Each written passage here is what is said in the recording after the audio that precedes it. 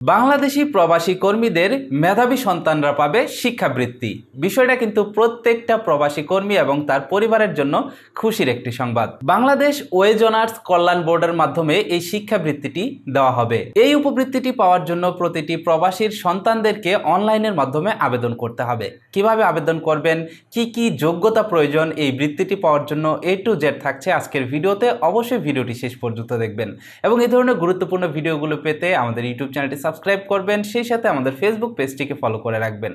তো চলুন শুরু করা যাক। গণপ্রজাতন্ত্রী বাংলাদেশ সরকারের ওয়েজ অনার্স কল্যাণ বোর্ডের মাধ্যমে এসএসসি সমমান 2022 ও এইচএসসি সমমান 2021 ক্যাটাগরিতে প্রবাসী কর্মীর সন্তানদেরকে শিক্ষাবৃত্তির জন্য দরখাস্তের আহ্বান করা হয়েছে। প্রবাসী কর্মীর মেধাবী সন্তানরা যারা 2022 সালের এসএসসি সমমান পরীক্ষায় উত্তীর্ণ হয়ে দেশের বিভিন্ন প্রতিষ্ঠানে একাদশ সমমান অথবা ডিপ্লোমা প্রথম বর্ষে অধ্যয়নরত রয়েছেন এবং 2021 সালে যারা এইচএসসি পাস করেছেন বা সমমান পরীক্ষায় উত্তীর্ণ হয়ে দেশের বিভিন্ন বিশ্ববিদ্যালয় এবং মেডিকেল কলেজে প্রথম বর্ষে অধ্যয়নরত রয়েছেন, তারাই কিছু শর্ত সাপেক্ষে এই উপবৃত্তির জন্য আবেদন করতে পারবেন। শর্তগুলো হলো বিএমইটির ডাটাবেজের মাধ্যমে বহির্গমন ছাড়পত্র গ্রহণকারী অথবা ওয়েজ অনার্স কল্যাণ বোর্ডের মেম্বারশিপ গ্রহণকারী প্রবাসী কর্মীর সন্তানরা আবেদন করতে পারবেন এই শিক্ষাবৃত্তির জন্য। ওয়েজ অনার্স কল্যাণ বোর্ড হতে আর্থিক অনুদান পেয়েছেন বা পাবেন এমন মৃত প্রবাসী কর্মীর সন্তানরা এই শিক্ষাবৃত্তির জন্য আবেদন করতে পারবেন। এই শিক্ষাবৃত্তিটি পাওয়ার জন্য কিন্তু প্রবাসী যে কর্মী রয়েছেন সেই কর্মীর সন্তানদেরকে কিন্তু একটা নির্দিষ্ট ক্রাইটেরিয়ার ভিতরে রেজাল্ট থাকতে হবে। এসএসসি সমমান 2022 যারা একাদশ শ্রেণীতে অধ্যয়নরত রয়েছেন, বিজ্ঞান বিভাগের যারা রয়েছেন তাদের ক্ষেত্রে এখানে দেখতে পাচ্ছেন প্রবাসী কর্মরত কর্মীর সন্তানদের ক্ষেত্রে লাগবে জিপিএ 5, আর যারা মৃত প্রবাসী কর্মীর সন্তান রয়েছেন তাদের জন্য রেজাল্ট থাকতে হবে জিপিএ 4।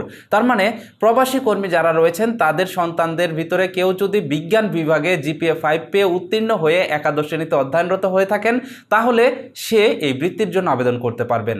অথবা যদি কোনো প্রবাসী মৃত ব্যক্তির সন্তান জিপিএ 4 পেয়ে উত্তীর্ণ হয়ে বিজ্ঞান বিভাগে এখন বর্তমানে অধ্যয়নরত রয়েছেন যে কোনো কলেজে একাদশ শ্রেণীতে, সেও এটার জন্য আবেদন করতে পারবে। মানবিক ও বাণিজ্য বিভাগের জন্য 4.75 হচ্ছে প্রবাসীর সন্তানদের ক্ষেত্রে এবং 4.00 হচ্ছে মৃত প্রবাসী কর্মীর সন্তানদের ক্ষেত্রে।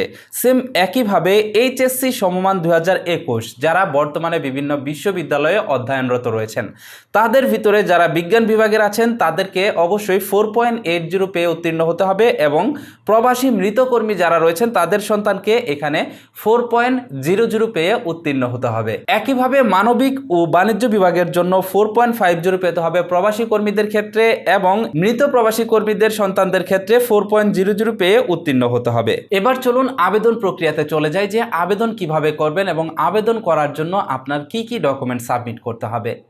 আবেদন আপনি অনলাইনের মাধ্যমেই করতে পারবেন। কোন ওয়েবসাইটে গিয়ে আবেদন করবেন সেটা একটু পরেই দেখিয়ে দিচ্ছি। শুরুতেই চলুন জেনে নেওয়া যাক আবেদন করার জন্য আপনাদের কি কি ডকুমেন্ট লাগবে। আবেদন করার জন্য আপনাকে সর্বপ্রথম যে ডকুমেন্টটি লাগবে সেটা হচ্ছে একটা পাসপোর্ট সাইজের ছবি, যেটার সাইজ হতে হবে 300x300 পিক্সেল। পিতামাতা প্রবাসী কর্মী হওয়া সাপেক্ষে প্রমাণক হিসাবে পাসপোর্ট এর সত্যায়িত কপি, তার মানে আপনার যে গার্ডিয়ান দেশের বাহিরে রয়েছে তাদের পাসপোর্টের সত্যায়িত কপি আপনাকে সাবমিট করতে হবে। এর সাথে যিনি শিক্ষার্থী রয়েছেন বা যে আবেদন করবেন তার একটি স্বাক্ষর লাগবে সাদা কাগজে, যে স্বাক্ষরটি আপনাকে স্ক্যান করে 300x300 পিক্সেলে আপনার কম্পিউটারের ভিতরে আগে থেকে সংরক্ষণ করে রাখতে হবে। প্রবাসী কর্মী বা মৃত প্রবাসী কর্মীর সন্তানরা যে শিক্ষা প্রতিষ্ঠানে অধ্যয়নরত রয়েছেন সেই শিক্ষা প্রতিষ্ঠানের প্রধান কর্তৃক আপনাদেরকে একটি প্রত্যয়নপত্র নিতে হবে। এই প্রত্যয়নপত্রটি নেওয়ার জন্য আপনি স্কুল বা কলেজের যে প্রিন্সিপাল রয়েছে বা হেডমাস্টার রয়েছে তাকে গিয়ে বললেই সে একটি প্রত্যয়নপত্র দিয়ে দিবে যে এই মর্মে প্রত্যয়ন করা যাইতেছে যে অমুক, তার পিতা অমুক, সে প্রবাসী আছে, তার পাসপোর্ট নাম্বার অমুক, এইভাবে একটি প্রত্যয়নপত্র আপনাকে দিবে।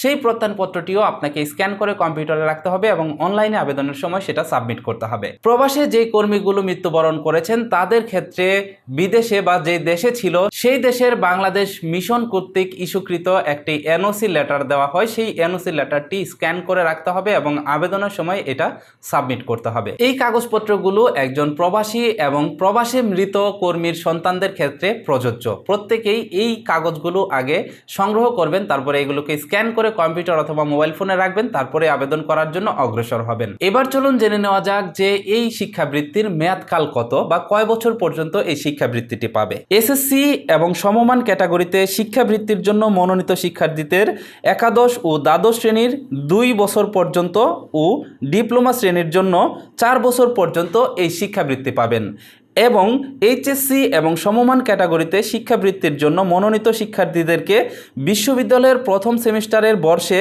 4 বছর ও মেডিকেল শিক্ষার্থীদের জন্য 5 বছর এই শিক্ষাবৃত্তিটি প্রদান করা হবে। এই ক্ষেত্রে কোনো শিক্ষার্থীর সেশন জট আওতায় আনা হবে না। এবার চলুন জেনে নেওয়া যাক কিভাবে আপনারা অনলাইনের মাধ্যমে এই শিক্ষাবৃত্তির জন্য আবেদন করতে পারেন।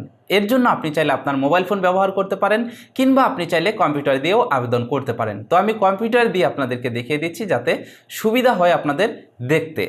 এইখানে আপনারা সর্বপ্রথম যে কাজটি করবেন, যে কোনো একটি ব্রাউজার ওপেন করে আপনি সেই ব্রাউজারের ইউআরএল বারে গিয়ে লিখবেন stipend.weweb.gov.bd/stipend। এই লিঙ্কে প্রবেশ করলেই আপনাদের সামনে ঠিক এরকম একটি ইন্টারফেস চলে আসবে। ওয়েজ অনার্স কল্যাণ বোর্ডের একটা ওয়েবসাইট আপনাদেরকে নিয়ে আসবে। এইখানে আপনারা পেয়ে যাবেন অনলাইন অ্যাপ্লিকেশন নামের একটি অপশন। আপনি অনলাইন অ্যাপ্লিকেশনে ক্লিক করলে নিচেই দেখতে পারবেন আপনার এখানে অ্যাপ্লিকেশন ফর্ম চলে আসছে। এইখানে শুরুতেই আপনাকে ক্লিয়ারেন্স টাইপ সিলেক্ট করতে হবে। এইখান থেকে আপনার পিতার যে ক্লিয়ারেন্স রয়েছে সে কোন ক্লিয়ারেন্স নিয়ে দেশের বাইরে গেছে। যদি সে বিএমইটির ক্লিয়ারেন্স নিয়ে দেশের বাইরে গিয়ে থাকে তাহলে বিএমইটি সিলেক্ট করবেন। যদি সে এমবাসি এনওসি নিয়ে যেয়ে থাকে তাহলে এটা সিলেক্ট করবেন। আর যদি আপনার পিতার WEWB মেম্বারশিপ থাকে তাহলে এইটা সিলেক্ট করবেন। আপনাদের ভিতরে যারা প্রবাসী রয়েছেন, যারা এই মুহূর্তে ভিডিওটি দেখতেছেন এবং আপনাদের ভিতরে যারা এই WEWB মেম্বারশিপটি নেননি বা নিতে আগ্রহী, তারা যদি চান পরবর্তীতে কিভাবে এই মেম্বারশিপটি নিতে হয় এই বিষয়ে ভিডিও তৈরি করতে, তাহলে অবশ্যই সেটা কমেন্ট করে জানিয়ে যাবেন অথবা আমাদের ফেসবুক পেজে আমাকে মেসেজ করে জানাবেন। এইখান থেকে ক্লিয়ারেন্স টাইপ সিলেক্ট করার পরে নিচে আপনার পিতার পাসপোর্ট বা যে প্রবাসী রয়েছে তার পাসপোর্ট নাম্বারটা এখানে দিয়ে চেকে ক্লিক করলে দেখতে পারবেন পরবর্তী স্টেপে আপনাকে নিয়ে যাবে। তো এইখানে আপনাকে কি কি ইনফরমেশন দিতে হবে, প্রথমত হলো এখানে স্টুডেন্ট ভেরিফিকেশন করতে হবে। সেকেন্ড হলো স্টুডেন্টের এডুকেশনাল ইনফরমেশন দিতে হবে। তারপরে দিতে হবে পার্সোনাল ইনফরমেশন, তারপরে দিতে হবে অ্যাড্রেস এবং সবার শেষে গিয়ে ডকুমেন্ট। যেই ডকুমেন্টগুলোর কথা বললাম সেই ডকুমেন্টগুলো এখানে আপনাকে আপলোড করতে হবে এবং তারপরে এই অ্যাপ্লিকেশনটি আপনাদেরকে সাবমিট করতে হবে। অনলাইনের মাধ্যমে সকল ডকুমেন্ট দিয়ে আপনি যখন অ্যাপ্লিকেশনটি করবেন, অ্যাপ্লিকেশন করার পরে এটাকে যাচাই বাছাই করবে। যাচাই বাছাই করার পরে আপনি যে নাম্বারটি দিবেন, আপনার যে পিতামাতা বা গার্ডিয়ানের যে নাম্বারটি দিবেন সেই নাম্বারে যোগাযোগ করে জানিয়ে দেওয়া হবে যে আপনি কি শিক্ষাবৃত্তিটি পেয়েছেন কিনা। এবার চলুন জেনে নেওয়া যাক যে যারা এটার জন্য আবেদন করবেন তারা কয় তারিখ থেকে কয় তারিখের ভিতরে অনলাইনে আবেদন সাবমিট করতে পারবেন। এই আবেদনটি করার জন্য আপনাকে 1 মার্চ 2023 তারিখ থেকে 15 এপ্রিল 2023 পর্যন্ত আপনি আবেদন করতে পারবেন। তার মানে এখনও প্রায় 15 দিনের উপরে সময় রয়েছে ভিডিওটি প্রকাশের পরে। আপনারা যারা এইখানে আবেদন করবেন তারা অতি দ্রুত এই ভিডিওটি দেখে কি কি ডকুমেন্ট লাগবে সেই ডকুমেন্টগুলো অ্যারেঞ্জ করে আপনারা অনলাইনের মাধ্যমে আবেদন করে ফেলতে পারেন। যদি আপনারা চান যে কীভাবে আবেদন ফর্মটি পূরণ করতে হবে এবং কিভাবে আবেদন ফর্মটি সাবমিট করতে হবে সকল কিছু নিয়ে একটা বিস্তারিত ভিডিও তৈরি করতে, তাহলে সেটা কমেন্ট করে জানিয়ে যাবেন। পরবর্তীতে আমি শুধুমাত্র অ্যাপ্লিকেশন ফর্ম সাবমিট নিয়ে একটা ভিডিও তৈরি করব যেখানে দেখাবো কিভাবে অনলাইনে অ্যাপ্লিকেশন ফর্মটি পূরণ করবেন এবং কিভাবে সাবমিট করবেন। তো এটাই ছিল যারা প্রবাসী বাংলাদেশি রয়েছেন তাদের সন্তানদের শিক্ষাবৃত্তির আপডেট।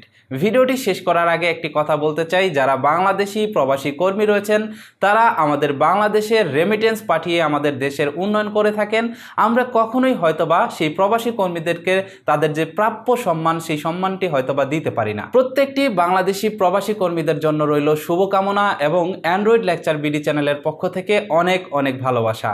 আজকের ভিডিওটি যদি আপনাদের কাছে ভালো লেগে থাকে ভিডিওটিতে একটি লাইক দিয়ে দিবেন এবং এই ধরনের গুরুত্বপূর্ণ ভিডিওগুলো পেতে হলে আমাদের ইউটিউব চ্যানেলটি সাবস্ক্রাইব করে পাশের নোটিফিকেশন বেলটি অন করে দিবেন। ভালো থাকুন, সুস্থ থাকুন, দেখা হচ্ছে পরবর্তী কোনো এক ভিডিওতে। আল্লাহ হাফেজ।